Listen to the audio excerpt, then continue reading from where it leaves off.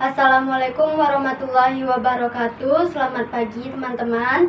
Waalaikumsalam warahmatullahi wabarakatuh. Pagi. Baiklah, gimana kabarnya? Alhamdulillah sehat. Sehat, alhamdulillah. Alhamdulillah. Baiklah, terima kasih teman-teman sebelumnya saya ucapkan udah mau menyempatkan waktu teman-teman untuk mau mengikuti kegiatan kita ini. Jadi teman-teman sebelumnya udah tahu belum apa sih kegiatan kita kali ini? Belum. Belum pernah ada yang ngikuti semua? Belum.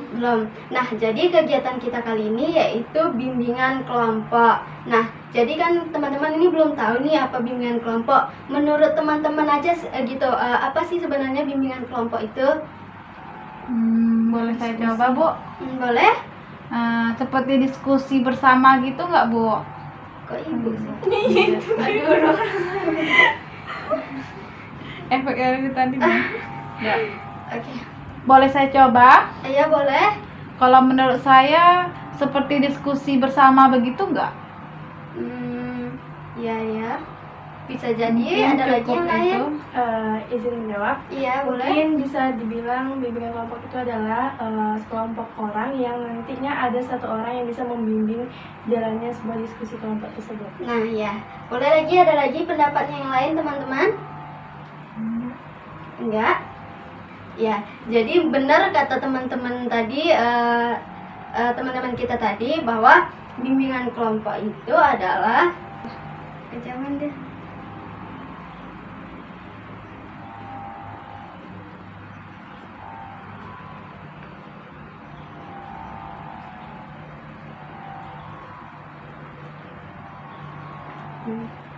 Oke.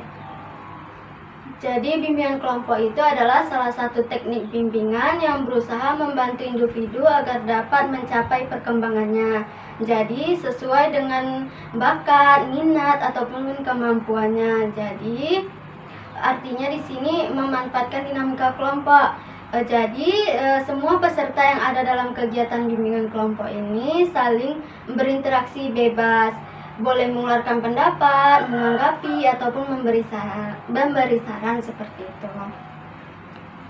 Nah, jadi dalam bimbingan kelompok juga mempunyai tujuan, karena setiap melakukan hal kegiatan sesuatu pasti ada tujuannya kan. Nah, jadi teman-teman tahu apa tujuan bimbingan kelompok?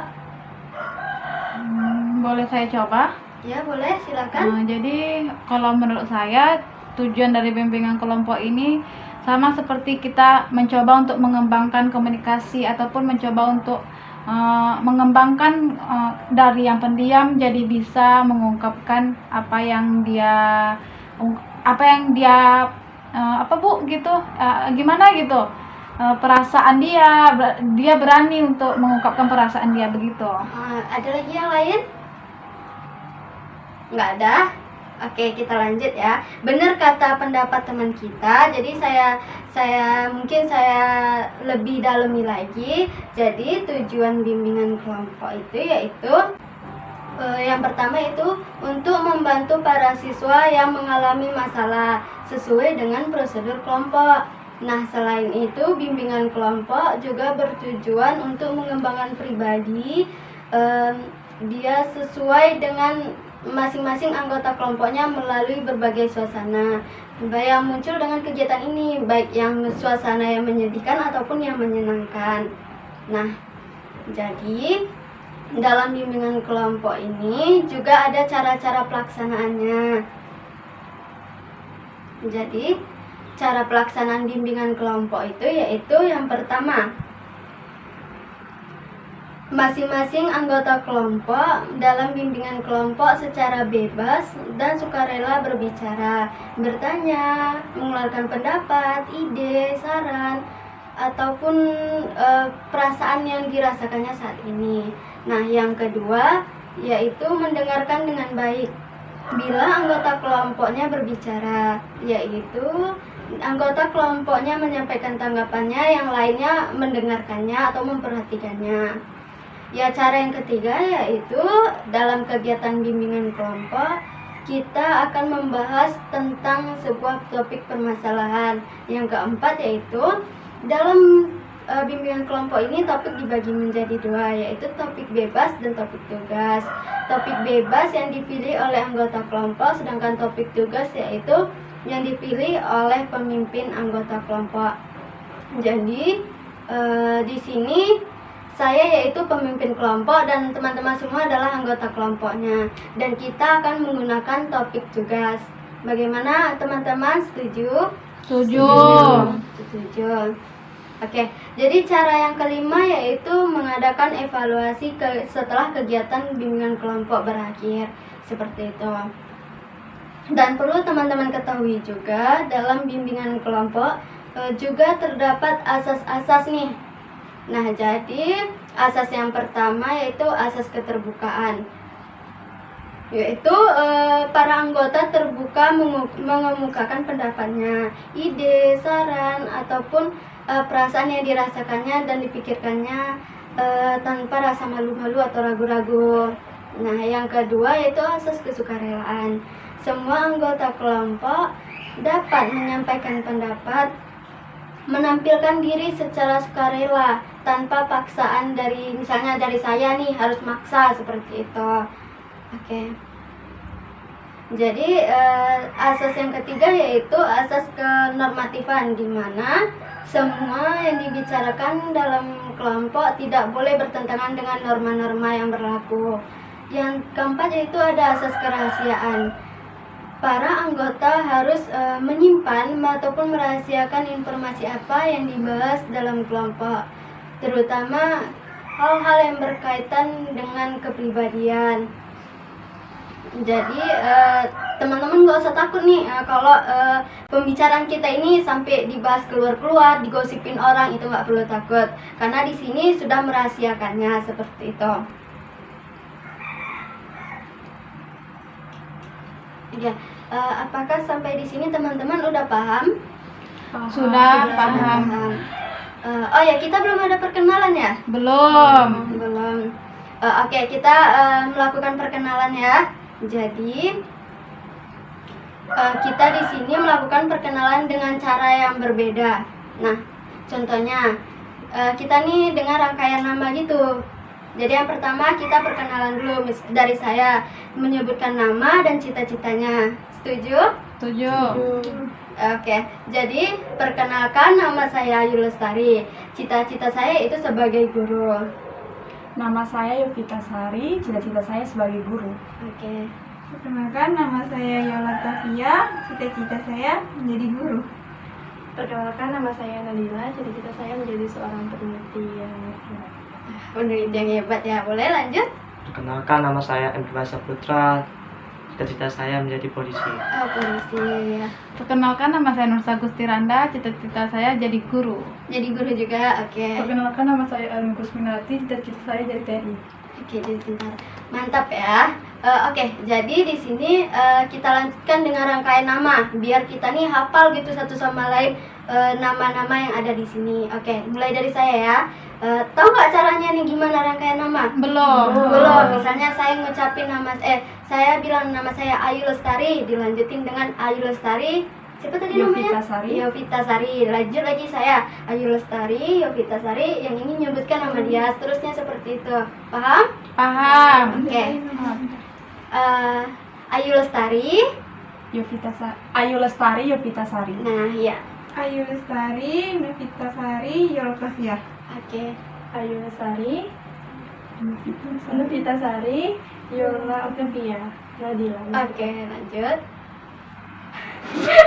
Ayo semangat, semangat. Oke.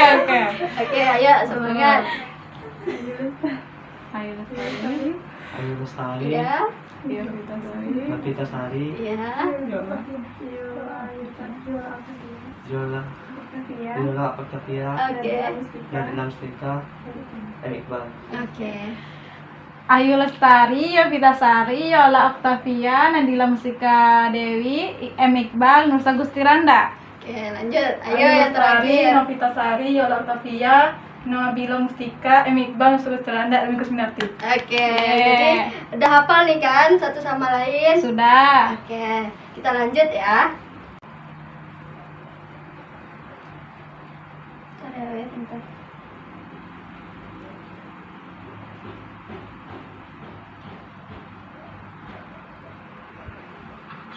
Oke, jadi untuk kita memulai kegiatan ini kita sepakati nih, kira-kira berapa lama sih kita melaksanakan kegiatan bimbingan kelompok ini? Yang berpendapat boleh angkat tangannya yang mau berpendapat. Maaf, maksudnya gimana ya? Maksudnya tuh kita melakukan bimbingan kelompok ini dengan waktu yang 30 menit atau mau lebih atau mau gimana gitu. Gimana? Sedikit saran, Iya. mungkin 30 menit saja. 30 menit. Iya. Oke. Semuanya setuju kita melaksanakan bimbingan kelompok ini selama 30 menit ke depan? Setuju. Setuju. Oke. Masih semangat ya? Semangat. Oke. Jadi kita tadi kan udah membahas nih, kita memakai yang topik tugas. Jadi di sini kita sepakati tadi kan semuanya topik tugas kan. Jadi topik tugasan ini yaitu dengan tema pembelajaran daring. Gimana sih pembelajaran daring itu kayak gitu? Setuju teman-teman? Setuju. Oke. Jadi di sini kan kita udah menjadi mahasiswa nih semuanya. Dan sekarang kita melakukan pembelajaran itu dengan cara daring atau via online. Nah, jadi apakah teman-teman sudah paham apa sih sebenarnya pembelajaran daring itu? Ya. Baik, boleh saya dulu. Oh, boleh silakan.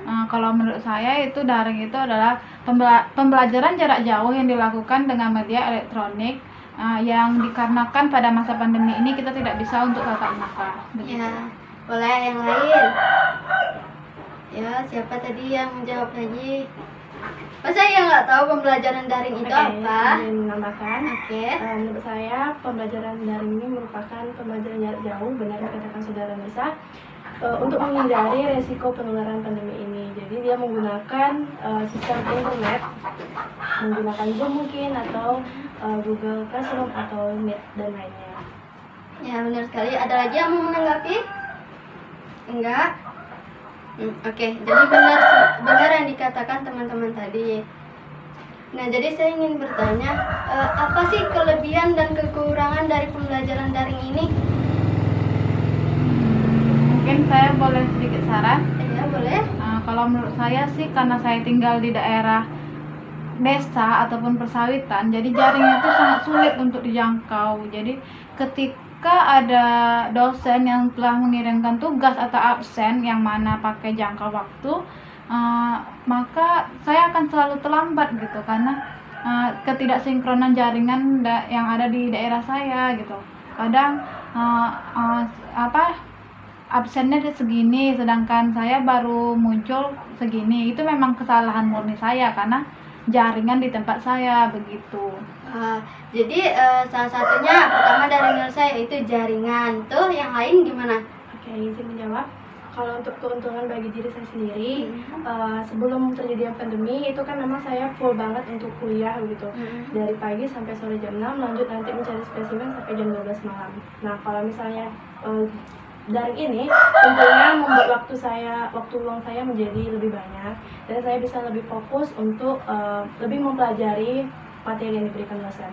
Kalau penghambatnya, kekurangannya mungkin lebih benar yang dikatakan Nursal itu adalah jaringan. Yang pertama mungkin kuota, karena memang kuotanya cukup banyak menghabiskan nominal uang, dan bersyukur memang beberapa waktu yang lalu ada kuota dari Kemendikbud yang membuat kita sebagai mahasiswa sangat terbantu. Nah, yang kedua adalah jaringan. Jadi di sini ketika jaringan yang memang putus atau terganggu, memang dibutuhkan toleransi dari sang pengajar atau dosen untuk memberikan kami yang mungkin rumahnya pelosok, bisa dikatakan seperti itu, untuk memberikan toleransi. Begitu. Terima kasih. Oke. Yang lain gimana? Sama semua kendalanya? Oke, kita lanjut ya. Jadi apa sih sebenarnya yang sebenarnya ini efektif nggak sih menurut teman-teman? Pembelajaran daring ini lebih efektif, udah mulai efektif atau belum? Maksudnya udah mulai terbiasa belum teman-teman untuk melakukan pembelajaran daring seperti itu? Ya, Izin menjawab. oke, boleh. Menurut saya ini belum efektif ya, karena kayaknya lebih efektif jika kita belajar secara tatap muka, karena kalau kita belajar secara online terkadang situasi di dalam rumah atau hal lainnya semacamnya suka terganggu gitu pas kita belajar gitu. Jadi belum efektif ya. Yang lain sama? Sama. Oke. Jadi bagaimana nih? Kan kayaknya nih belum semangat nih, mukanya pada loyo-loyo semua. Udah makan belum? Udah tadi. Udah. Mungkin karena nggak semangat, mungkin belum menyentuh ya apa sih materi ini. Nah, jadi kayak mana kalau kita melakukan permainan dulu nih? Boleh. Setuju? Setuju. Mau semua? Mau. Oke, jadi permainannya itu ketika saya bilang sesuatu dan saya menggerakkan tangan saya, tuh teman-teman harus mengikuti kata-kata saya, jangan nggak boleh mengikuti gerakan saya. Nah, ini untuk melatih fokus teman-teman semua. Oke? Oke, kita mulai ya. Telinga, Telinga. hidung. Maksudnya nih teman-teman ngikuti gerakan saya, tapi nggak boleh ngikuti gerakan tangan saya. Baik. Oke? Oke, Oke, semangat. Hidung. Hidung. Halo, kan bukan gitu tadi. Nah, jadi teman-teman ini kan salah nih. Maksudnya nih saya ngikuti gerakan saya, tapi teman-teman nggak boleh ngikuti gerakan tangan saya, cuma gerakan yang ada mulut saya bilang. Tadi bilang hidung, Hidung. Iya. Oke. Kita ulang lagi ya. Mungkin saya kurang fokus. Oke. Jadi coba pegang kepala, hidung, dagu. Ayo jangan lihat ke yang lain ya, lihat ke saya ya. Kalau lihat yang ke lain pasti fokus dong. Telinga. Oke, fokus semua berarti ya. Oke, terima kasih semuanya. Berarti teman-teman ini udah fokus nih, udah serius kan? Iya. Semangat lagi. Semangat. Oke, semangat ya. Oke, jadi ini kan saat pembelajaran daring, gimana sih menurut teman-teman saat dosen ataupun guru teman-teman menjelaskan, menurut teman-teman itu bisa langsung masuk nggak ke pemikiran teman-teman gitu? Oke, jadi ini kan saat pembelajaran daring, gimana sih menurut teman-teman saat dosen ataupun guru teman-teman menjelaskan, menurut teman-teman itu bisa langsung masuk nggak ke pemikiran teman-teman gitu? Boleh saya dulu, Bu? Ayo, Saya boleh. dulu? Oke. Boleh. Kalau menurut saya, sedangkan untuk tatap muka saja sulit untuk mendapatkan pemahaman yang baik. Mungkin saran dari saya, Ya, boleh. kalau menurut saya, sedangkan pembelajaran tatap muka untuk diri saya sendiri ya, itu sangat sulit untuk pemahaman, apalagi secara online yang mungkin kurang efektif, belum karena jaringan. Misalnya di tempat saya sering, misalnya waktu saat dosen menjelaskan, suara dosen putus-putus, jadi sehingga saya kurang mendengar apa yang dijelaskan oleh dosen tersebut, begitu. Yang lain gimana? Oke, izin menjawab. Ya. Menurut saya, yang benar yang dikatakan saudara Nisa, memang sulit untuk mendengarkan atau memahami materi dari dosen secara daring. Dan menurut saya tipsnya itu adalah sebaiknya dosen tersebut memberikan materi tersebut jauh hari sebelum ditampilkan materinya. Jadi kita bisa mempelajari terlebih dahulu, dan ketika kita kesulitan, jadi bisa langsung bertanya gitu. Oke. Gimana? Yang lain udah? Oke, kita lanjut lagi ya. Nah, jadi ini saya minta pendapat dari teman-teman semua ya. Jadi selesai pandemi ini, mungkin tahun depan kita nih udah disebarkan bahwa akan masuk pembelajaran seperti biasa, yaitu tatap muka atau offline. Nah, menurut teman-teman mau nggak sih melanjutkan pembelajaran daring atau mau setuju aja ke pembelajaran yang offline seperti itu? Ya, boleh. Saya izin menjawab. Ya. Menurut saya lebih menyukai jika belajar secara tatap muka atau offline. Oke, setujunya offline ya. Kamu? Ini juga Offline juga. Yang lain? offline juga. Offline, dan offline. Iya. Oke. Jadi berarti ini kesimpulannya di pembelajaran saat daring ini sangat sulit ya? Iya, Iya. sulit. Sulit, Sulit untuk dipahami. sulit untuk dipahami, sulit Jaringannya untuk juga. diefektifkan, jaringan, banyak kendala seperti itu ya. Oke. Jadi ini aja nih. Oke. Pertanyaan selanjutnya, ada nggak sih tips atau strategi nih teman-teman lakukan untuk pembelajaran daring ini? Ya, tipsnya misalnya kalau misalnya jaringannya error nih, tipsnya gunakan wifi yang ada di sekitar. Nah, seperti itu. Ayo, siapa teman-teman? Ada nggak tipsnya? Saya Ayo, boleh Nursa?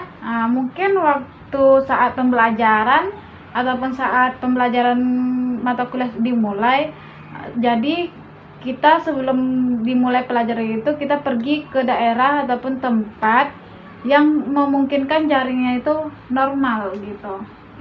Jadi ya kita jangan waktu udah mau masuk mata pelajaran kita baru mau pergi, jangan seperti itu. Jadi kita harus pergi sebelum mata kuliah itu mulai begitu. Oh, seperti itu. Oke, yang lain? Ada tipsnya atau sama tipsnya? Sama? Sama. Oke. Jadi mungkin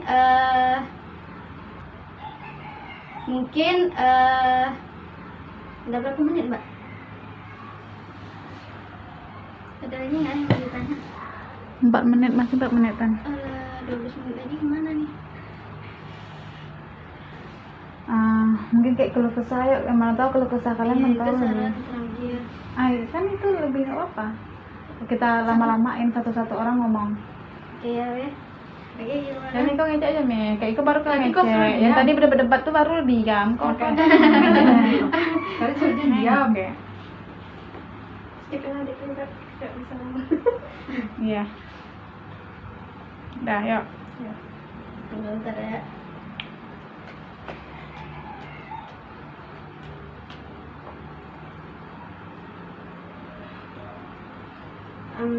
Baiklah teman-teman, mungkin kita sampai di sini aja. Jadi saya mau dengar nih saran yang kalian dapat ataupun kesimpulan yang teman-teman dapat dari pembahasan kita ini, dari kegiatan kita ini. Jadi saya mau nanya satu-satu, gimana? Boleh dari kamu dulu. Baik, menurut saya dari diskusi kelompok ini saya mendapatkan bahwa jika memang selanjutnya kita akan belajar secara daring, mungkin kita masing-masing lebih mempersiapkan diri, yaitu mempersiapkan jaringan seperti yang kata saudari Nursa. Kalau misalnya jaringannya kurang bagus, kita cari tempat yang jaringannya bagus dan normal. Terus mungkin saat pembelajaran kita mendownload dokumen-dokumen yang diberikan guru, dosen-dosen kita, terus mempelajarinya kembali, seperti itu menurut saya. Oke, yang lain gimana kamu? Nah, kalau menurut saya dalam diskusi ini pembelajaran secara daring ini tidak hanya secara negatif saja, ada positifnya juga yang tadi disampaikan kepada saudari. Itu aja. Oke, coba itu aja. Oke, lanjut. Oke, menurut saya kesimpulan dari yang bimbingan kelompok ini yang bisa saya dapatkan, yang pertama adalah ketika daring usahakan untuk mempelajari materi sebelum perkuliahan dimulai. Dan kedua, sepertinya kita membutuhkan beberapa stok kartu internet karena kita nggak bisa misalnya kayak saya pribadi, saya menggunakan 2 kartu, Smartfren dan Telkomsel. Jadi ketika misalnya jaringan lagi stabil, saya menggunakan Smartfren, dan ketika jaringan udah mulai error, saya menggunakan Telkomsel. Ketika nggak bisa lagi, ya saya harus pergi ke suatu tempat yang memang memungkinkan saya untuk bisa dari di situ. Oke. Begitu saja. Bagaimana dengan Iqbal? Cukup. Cukup? Oke. sama ya yang seperti teman-teman yang lain. Oke, lanjut ke Nursa. Kalau menurut saya, kesimpulan yang dapat saya simpulkan dari pemaparan yang tadi dan beberapa pendapat dari teman-teman tidak jauh beda. Mungkin akan mempersiapkan diri lagi, lebih tidak menyalahkan pandemi dan tidak menyalahkan keadaan di tempat. Bagaimana inisiatif si mahasiswa tersebut dalam menangani hambatan-hambatan di dalam belajar. Misalnya kayak lebih belajar sebelum mempelajari materi sebelum masuk mata kuliah tersebut. Jadi tidak hanya menunggu materi dari dosen saja, jadi dia juga sudah punya bekal sebelum memasuki mata kuliah yang pada hari tersebut. Lalu seperti saudari Yovita bilang, mempersiapkan diri juga, mempersiapkan jaringan, pergi ke tempat yang ada jaringan yang normal begitu.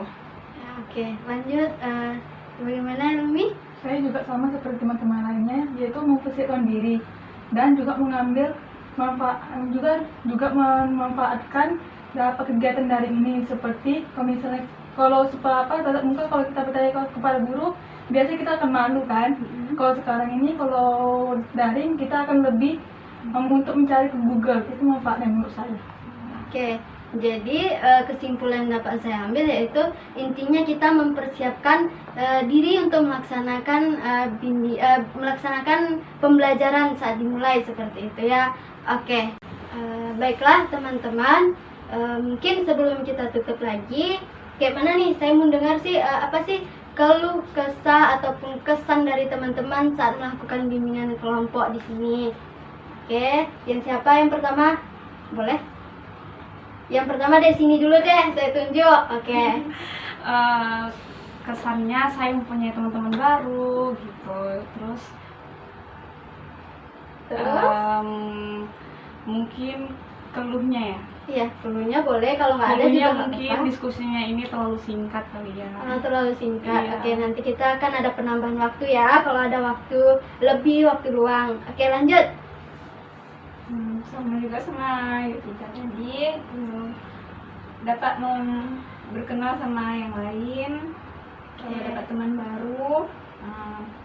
Iya sih, waktunya terlalu singkat. Semoga aja kedepannya bisa kita berkumpul berdiskusi lagi. Oke, lanjut. Siapa? Oke. Oke, Nadila. Kesannya mungkin saya bisa berkumpul dengan teman-teman di latar belakang yang berbeda, bertukar pikiran, terus di sini kita bisa mencari solusi yang memang masalah kita pada umumnya sama, yaitu jaringan. Dan mungkin itu kesannya sedikit kritik, mungkin waktunya diperpanjang, jadi biar lebih seru gitu ceritanya. Oh iya. Lanjut. Sama? Sama. Oke, sama ya. Lanjut deh, Nursa. Kalau kesan saya senang dapatkan teman-teman baru dan dapat ide-ide dan gagasan-gagasan baru dari teman-teman, dan juga membuat saya lebih berani juga sih. Saya tuh orang pemalu, jadi saya tuh karena ada forum ini, jadi kayak saya berani untuk mengungkapkan apa yang saya pikirkan, karena adanya azas yang disampaikan gitu kan. Lalu kalau pesannya mungkin karena terlalu singkat sama kayak teman-teman yang lain, terlalu singkat, jadi saya harap bimbing ini akan berlanjut begitu. Oke, berlanjut ya. Boleh? Sama. Sama? Oke. Jadi terima kasih ya teman-teman. Sampai di sini aja. Jika ada kekurangan ataupun yang ingin kita bahas lagi, boleh kita saling berinteraksi lagi, saling mengetahui tepat waktunya kapan, di mana, dan kapan sih bisanya semuanya gitu, seperti itu. Nah, jadi mungkin saya cukupkan saja sampai di sini. Sebelum itu, sama dengan pembuka, maka kita akhiri dengan bacaan doa. Baik, sebelum kita akhiri, maka kita berdoa terlebih dahulu. Ya, berdoa dimulai. Berdoa selesai. Ya. Mungkin cukup sampai di sini. Saya tutup. Assalamualaikum warahmatullahi wabarakatuh. Selamat pagi teman-teman semuanya. Waalaikumsalam pagi.